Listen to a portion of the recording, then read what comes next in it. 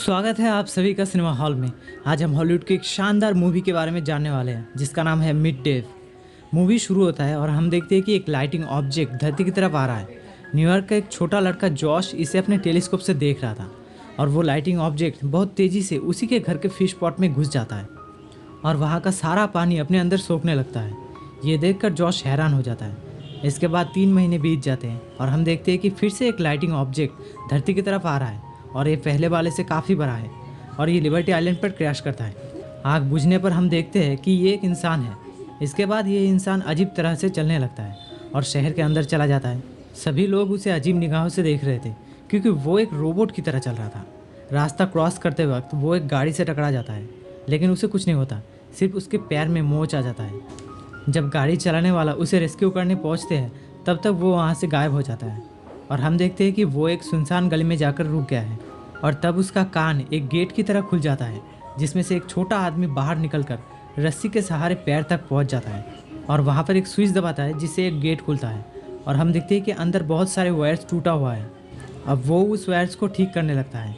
तभी हम देखते हैं कि जो पैर को कंट्रोल कर रहा था वो उसके पास जाता है जो सर को कंट्रोल कर रहा है। मतलब ये कोई इंसान या एलियन नहीं है बल्कि पूरी की पूरी एक स्पेसशिप है जिसे बहुत सारे छोटे छोटे एलियन लोग कंट्रोल कर रहे हैं। इन सभी को नंबर के द्वारा इंट्रोड्यूस कराया गया है। जैसे नंबर 1 है शिप का कैप्टन, नंबर 2 है कैप्टन का असिस्टेंट, नंबर 3 है सिस्टम इंचार्ज। ऐसे ही सभी को इंट्रोड्यूस कराया गया है।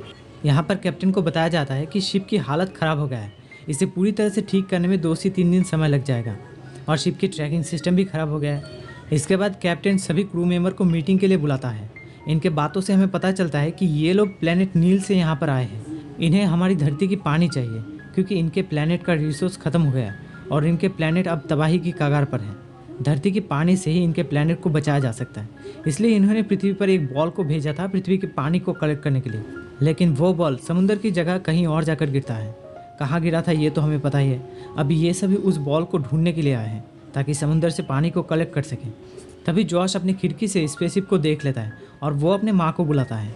यहाँ पर हम देखते हैं कि ये वही लेडी है जिसकी कार से स्पेसशिप टकराया था। अब जॉश और उसका माँ स्पेसशिप के पास आ जाते हैं और जॉश की माँ एक्सीडेंट के लिए स्पेसशिप से माफ़ी मांगती है। लेकिन स्पेसशिप के अंदर सभी एलियन घबरा जाते हैं क्योंकि भले ही ये बाहर से इंसानों की तरह दिखता हो लेकिन अंदर एलियनों को पता नहीं है कि इंसानों के साथ कैसे बात किया जाए या कैसे उनसे बिहेव किया जाए। इसीलिए वो लोग गूगल का हेल्प लेते हैं। दूसरी तरफ हमें पुलिस वालों को दिखाया जाता है जो इस घटना की जांच पड़ताल कर रहे हैं। उन्हें क्रैश साइट पर एक इंसान फ्रेश का एक्सप्रेशन मिलता है जिसे उन्हें पता चलता है कि वो कैसा दिखता है। अब वो लोग उस इंसान को ढूंढने लगते हैं। इधर शिप के कैप्टन लेडी से बात करने की कोशिश कर रहा है लेकिन शिप की स्पीकर की फ्रीक्वेंसी ज़्यादा होने की वजह से वहाँ का सभी चीज़ें टूट जाता है। इसके बाद वो फ्रीक्वेंसी को ठीक करते हैं और लेडी को बताता है मेरा नाम डेव है और मैं ठीक हूँ। अब जॉश की माँ जॉश को स्कूल भेज देती है और डेव को अपने घर पर इन्वाइट करती है। डेव जॉश के घर जाता है और वहाँ पर उसे जॉश का एक फ़ोटो दिखाई देता है जहाँ जॉश के पास उनका बॉल है। जॉश के माँ से पूछने पर वो बताती है कि जॉश इस बॉल को अपने स्कूल की साइंस एग्जीबिशन में दिखाने ले गया था। इसके बाद डेव जॉश की माँ को एक्सक्यूज देकर वहाँ से निकल जाता है और वो जॉश के स्कूल की तरफ जाने लगता है। डेव का मूवमेंट नंबर 2 कंट्रोल कर रहा था। उसे इंसानों पर काफ़ी गुस्सा आ जाता है क्योंकि कोई भी इंसान रूल्स और रेगुलेशन का फॉलो नहीं कर रहे थे और नंबर 2 का गुस्सा देखकर कैप्टन एक क्रू मेंबर को उसके ऊपर नज़र रखने के लिए कहता है। जब डेव एक पार्क के सामने से गुजर रहा था तब सभी बच्चे उसे देखकर आइसक्रीम वाला समझता है। कैप्टन इस पर काफ़ी गुस्सा हो जाता है, इसलिए वो शिप की ड्रेस चेंज करने के लिए एक शॉपिंग मॉल में जाते हैं। अब कपड़े खरीदने के लिए तो उन्हें पैसा चाहिए, इसलिए वो डेव के हाथ में जो स्कैनर है उससे पैसे को स्कैन करता है और ट्रायल रूम में जाकर पैसे का सेम प्रिंट निकालता है, वो भी शिप की उस जगह से।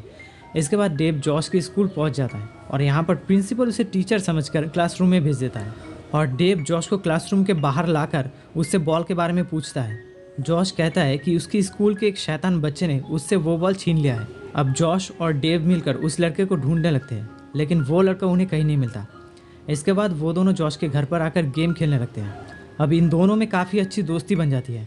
तभी जॉश की माँ घर पर आती है और वो डेव को डिनर करने के लिए कहती है। इससे कैप्टन बहुत खुश हो जाते हैं क्योंकि उसे इंसानों के साथ बहुत अच्छा लग रहा था। लेकिन नंबर 4 कहता है हमें अपनी मिशन पर काम करना चाहिए क्योंकि हमारी शिप की चार्ज बहुत जल्दी ख़त्म होने वाला है। लेकिन कैप्टन उसके बातों को इग्नोर करता है और वो डिनर के लिए रुक जाता है। डिनर के बाद जॉश की माँ डेव को उनका घर दिखाती है। यहाँ पर डेव को दीवार पर एक पेंटिंग दिखता है और वो उसका तारीफ भी करता है। तभी वो लेडी कहती है ये पेंटिंग लव को दर्शाती है। डेव उनसे पूछता है हम लव के बारे में कैसे जान पाएंगे। तब वो लेडी कहती है जब तुम्हें लव होगा तब तुम अपने आप समझ जाओगे। यह सुनकर डेव हैरान हो जाता है क्योंकि एलियनों को इमोशंस के बारे में कुछ भी पता नहीं है। इसके बाद वो वहाँ से बाहर आ जाता है। अब जैक का कोई घर नहीं है, इसलिए वो फैसला करता है कि वो फुटपाथ पर ही रात बिताएगा। जब वो सो रहा था तब ठंड से बचने के लिए एक आदमी उसे कंबल देता है। इसे शिप का कैप्टन इम्प्रेस हो जाता है कि इंसान कितने अच्छे हैं, और इसके बाद डेव सो जाता है। शिप के अंदर एक क्रू मेंबर कैप्टन को कहता है कि शिप के अंदर कोई एबनॉर्मल एक्टिविटी हो रहा है। तब कैप्टन कंट्रोल रूम में जाकर देखते हैं कि नंबर 3 अभी भी काम कर रही है। तब नंबर 3 कैप्टन से कहती है मुझे एक ऐसी फाइल मिली है जिसे हम लव और इमोशन के बारे में जान पाएंगे, जिसे हर इंसान अपनी ज़िंदगी में एक बार ज़रूर देखता है। हम देखते हैं कि ये एक इमोशनल ड्रामा फिल्म है। अब कैप्टन और नंबर 3 फिल्म को देखने लगते हैं और फिल्म के आखिर में वो दोनों रो रहे थे। इसके बाद वो दोनों अपने अपने रूम में सोने चले जाते हैं। अगले दिन शिप का चार्ज घटकर 20% हो जाता है। डेव फिर से जॉश से मिलता है और वो लोग रोलर कोस्टर राइड करते हैं।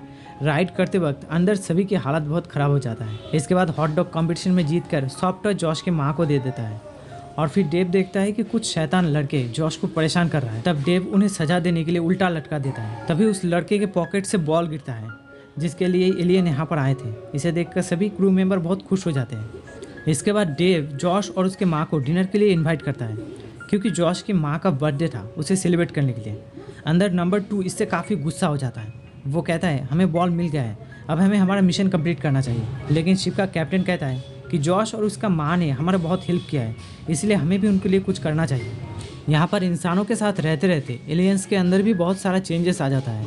कोई अपने रूम को डांस क्लब बना लिया है, तो किसी में एटीट्यूड आ गया है, और नंबर 3 सज धज कर रेडी हो जाती है क्योंकि वो नंबर 1 के साथ डांस करना चाहती है। लेकिन नंबर 1 उसे मना कर देता है क्योंकि वो शिप को कंट्रोल कर रहा था और शिप जॉश की माँ के साथ डांस कर रहा था। इससे नंबर 3 दुखी होकर वहाँ से चली जाती है और तब पुलिस आकर डेव को पकड़ कर ले जाते हैं पूछताछ करने के लिए। इन सभी से नंबर 2 बहुत परेशान हो जाता है और वो शिप के आर्मी को अपने साथ मिलाकर शिप पर कब्जा कर लेता है और वो नया कैप्टन बन जाता है। नंबर 3 भी नंबर 2 का साथ देती है और नंबर 1 को बंदी बनाया जाता है। इसके बाद नंबर 2 सभी से कहता है अब से हम एलियन की तरह ही बिहेव करेंगे, कोई भी इंसानों की तरह बिहेव नहीं करेगा। इधर इन्वेस्टिगेशन रूम में डेव का स्पीकर ऑन था, इसलिए पुलिस उनकी सारी बातें सुन लेता है और उन्हें लगता है कि ये कोई एलियन सोल्जर है, इसलिए वो डर के मारे वहाँ से निकल जाते हैं। यहाँ पर हम पहली बार डेव का हथियार देखते हैं। डेव फायर करके पुलिस स्टेशन का दीवार उड़ा देता है और वहाँ से बाहर जाने लगता है। पुलिस उसे रोकने के लिए उस पर फायर करते हैं, लेकिन इसे डेव को कुछ नहीं होता। और तब शिप का एक क्रू मेंबर नए कैप्टन के गुस्से से बचने के लिए शिप से बाहर कूद जाता है। डेव वहाँ पर जॉश और उसके माँ को भी देखता है जो उसे छुड़ाने के लिए आए थे, लेकिन नए कैप्टन उन्हें इग्नोर करके आगे बढ़ने लगता है। नंबर 3 देखती है कि नंबर 2 तो सब कुछ तबाह कर देगा, इसलिए वो शिप के असली कैप्टन को छुड़ाने के लिए जाता है, लेकिन वो दोनों पकड़े जाते हैं और तब उन्हें डेव के नाक के जरिए शिप से बाहर निकाल दिया जाता है। अब वो दोनों बचते बचाते एक प्लास्टिक बैग के जरिए शिप तक पहुँचने की कोशिश करते हैं, लेकिन वो एक कार के वाइपर में अटक जाते हैं और वाइपर उन्हें सीधा डेव की पैर में गिरा देता है। तब नंबर 1 नंबर 3 से सॉरी कहता है कि मैंने तुम्हारा दिल दुखाया, फिर भी तुमने मेरी मदद की। इसके बाद वो दोनों शिप के अंदर घुसने लगते हैं। इधर डेव बाकी लोगों की तरह टैक्सी रोकने की कोशिश कर रहा है, लेकिन कोई भी टैक्सी नहीं रुकता। तब वो ज़बरदस्ती एक टैक्सी को रोकता है समुद्र के किनारे जाने के लिए, ताकि उसकी एनर्जी बचा रहे। इधर जॉश अपने माँ से कहता है कि डेव बुरा नहीं है, शायद उसके साथ कुछ गलत हुआ है, हमें जाकर उसकी मदद करना चाहिए। और तब हम देखते हैं कि एक पुलिस वालों को वो एलियन मिल जाता है जिसने शिप से बाहर जंप किया था, और वो सारी बातें समझ जाता है और डेव को रोकने के लिए जाते हैं। इधर डेव समुद्र के किनारे पहुंच गया है और वो बॉल को एक्टिवेट करके समुद्र में फेंकने ही वाला था कि तभी शिप की असली कैप्टन दूसरी हाथ का कंट्रोल लेकर उसे रोक देता है।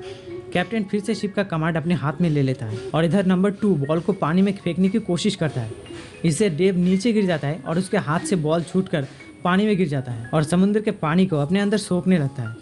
अब कैप्टन बॉल को रोकने की कोशिश करता है लेकिन नहीं रोक पाता। तब वो सभी क्रू मेंबर से पृथ्वी को बचाने का परमिशन मांगता है, क्योंकि शिप के अंदर सिर्फ इतना पावर है कि वो या तो बॉल को रोक सकते हैं या अपने घर वापस जा सकते हैं। तो इस पर सभी क्रू मेंबर पृथ्वी को बचाने का फैसला करते हैं, क्योंकि उन्होंने इंसानों से बहुत कुछ सीखा है।